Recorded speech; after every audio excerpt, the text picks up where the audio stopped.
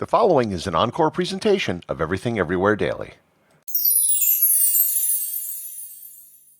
When one thinks of the history of North America, it often invokes images of Native Americans and cowboys riding on horseback. However, horses weren't in the Western Hemisphere when Europeans arrived. There was a time if Native people had to move from one place to another, they had to do so on foot. But while this is true, the truth is more complex, because if you go back far enough, there was a time when horses were in North America. Learn more about the complicated history of horses in North America and how they unleashed a revolution on this episode of Everything Everywhere Daily.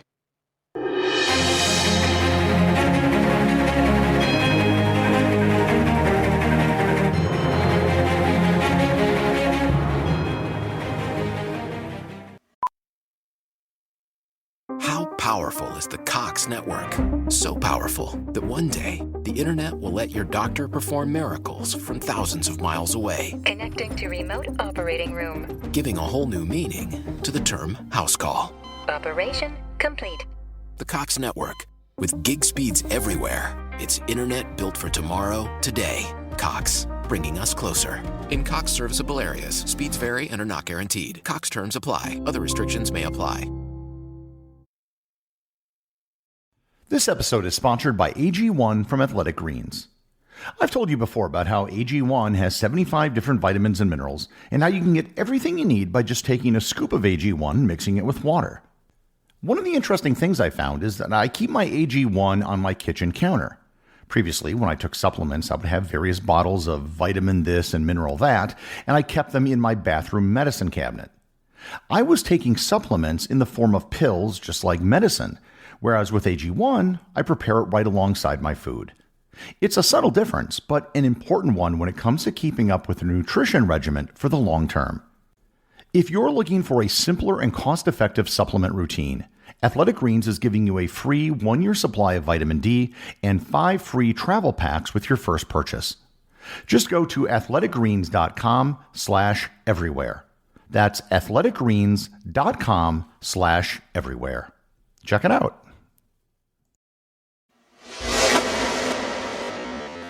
When I began this podcast almost 2 years ago, I started by creating a list of 100 ideas for episodes. The topic of this episode was one of the very first ideas I came up with. The reason why is because the story of horses in North America is fascinating. The story lies at the intersection of history, politics, technology, archaeology, and evolutionary biology. I'm going to start the story somewhere in the middle, which is the point where we have first-hand information that we can verify, which is when Europeans arrived in the New World. When Columbus landed in what we know today as the Bahamas in 1492, he did not have any horses with him.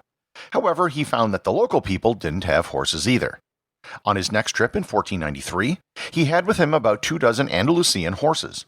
When these horses landed, they were the only horses to be found in the entire Western Hemisphere. The Taino people of the Caribbean were terrified at the sight of men riding on horses. At first, they thought they were some sort of monstrous man-beast.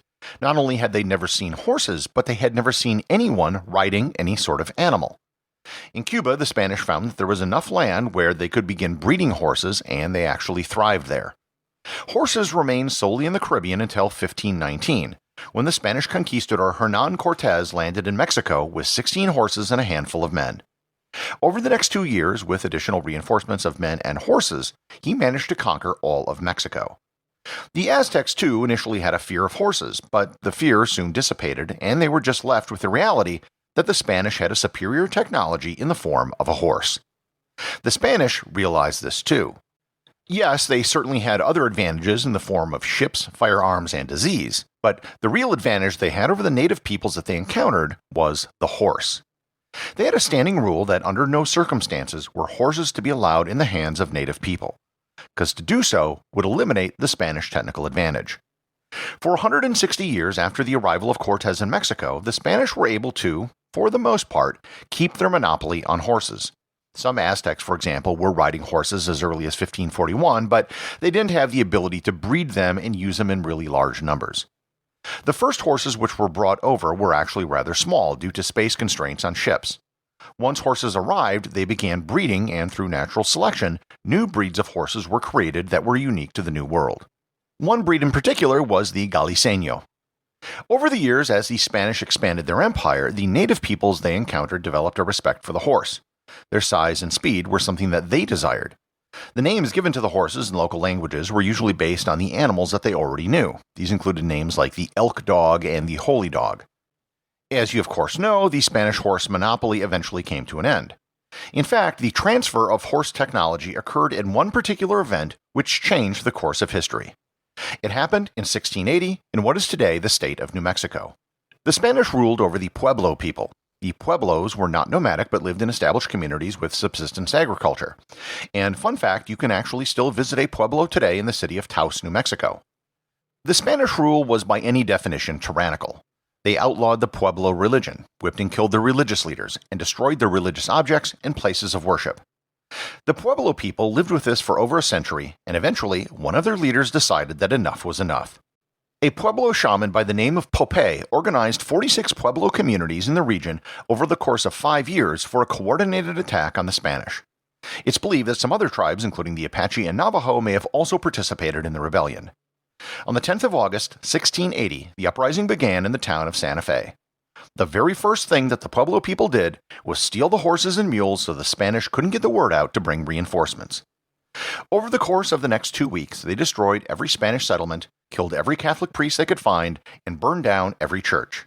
400 Spanish were killed, and the remaining 2,000 people were expelled from the territory. However, as far as history is concerned, the biggest thing to come out of this uprising was that now the Pueblo people had horses. Thousands of horses. The Spanish didn't come back to conquer this region for another 12 years, and that was plenty of time for the horse genie to get out of the bottle. The Pueblo began trading horses with their trading partners, and soon horse technology began to spread. Within years, tribes all over the American West and the Great Plains had their first horses. The Apache, Navajo, Kiowa, Nez Perce, Blackfoot, and Comanche all soon had horses, and within decades, horses were in the possession of the Lakota, Sioux, Cree, and Crow. It's hard to state just how much the horse radically changed everything for these people. It was the greatest cultural and technical revolution that had been seen in North America for thousands of years.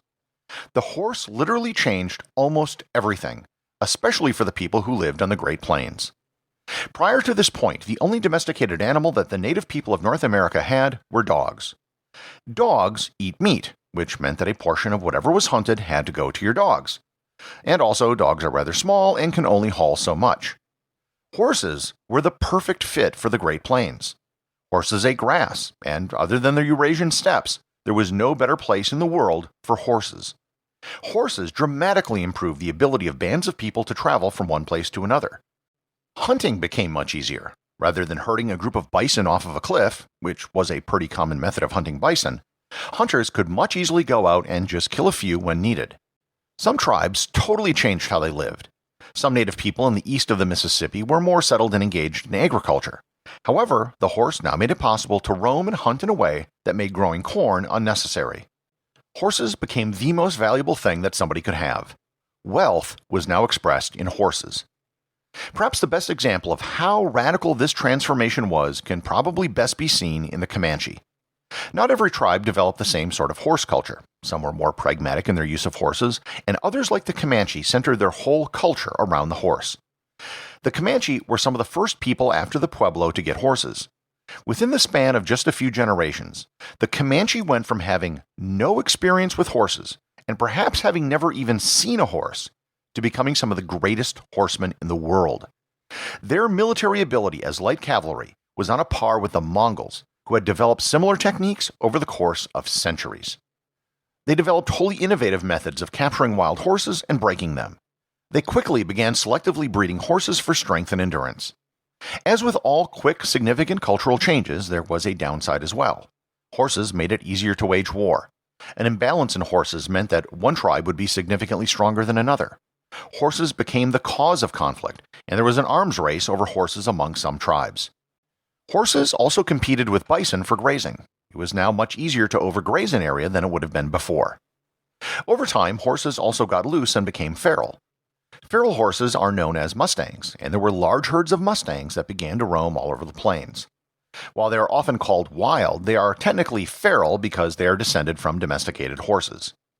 The Mustang population probably peaked in the late 18th or early 19th century with somewhere between 2 to 5 million horses. Today, there are somewhere between 75,000 to 90,000 Mustang in the United States.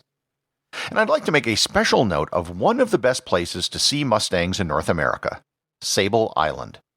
Located off the coast of Nova Scotia is really just a very long sandbar in the Atlantic Ocean that's 31 square kilometers or 12 square miles in area. 200 years ago, horses were taken to the island to be kept because they couldn't run away. They were eventually abandoned and have just lived there feral ever since. There's currently a population of 550 horses which have developed its own breed. It's a difficult place to visit, but it's actually well worth it if you can, especially if you love horses. I got to visit in 2017, and it was an incredible experience. Now, at the very beginning of this episode, I said that I was starting this story in the middle. And if you listen carefully, I said there were no horses in the Americas when Europeans arrived, which is true. But I never said that horses weren't native to the Americas. Because the real beginning of this story goes back millions of years ago.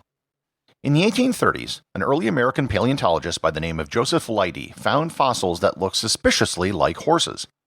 He figured that horses had to have been in North America thousands of years ago. At first, his theories were rejected because it was well known that there were no horses in North America until the Europeans brought them. However, over time, the evidence began to pile up, and a clearer picture developed as to the real history of the horse. It turns out that there were 45-million-year-old fossils of an early ancestor of the horse called the Eohippus that have been found in North America. The current theory is that horses didn't originally come from Asia. They actually evolved in North America. During the last several ice ages, when the land bridge connecting North America and Asia was exposed, horses migrated from east to west, from North America into Asia, just the opposite of human migration. The horse populations were eventually cut off from each other and they diverged. It's believed that the North American horse probably went extinct soon after the last ice age ended about 11 to 12,000 years ago, along with many other large mammals that were on the continent. There's no evidence that these horses were ever domesticated, and they were probably hunted for meat. It was several thousand years after the extinction of the North American horse that they were domesticated in Eurasia. So, Europeans didn't introduce horses to the Americas, they inadvertently reintroduced horses to the Americas. By the year 1912, the United States had the largest horse population in the world, and after that, like everywhere else in the world, modern technology caused horse populations to decline rapidly. I find the story of the horse in North America to be a fascinating one.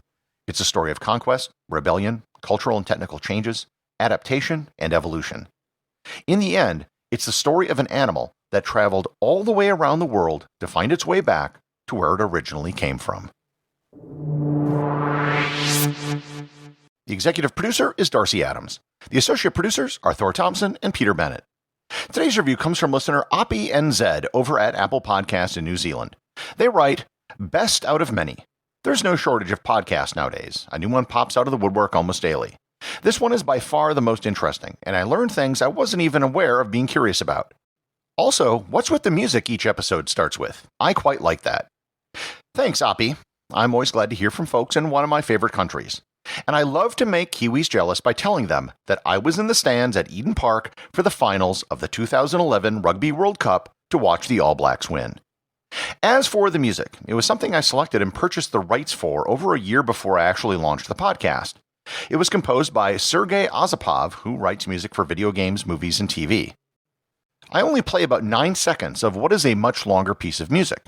And if you want to, you can go back to episode 100, which is titled Episode 100, and at the very end of the episode, I actually play the entire piece of music. And that's the only time I'm ever going to do it. Remember, if you leave a review or send me a boostagram, you too can have it read on the show.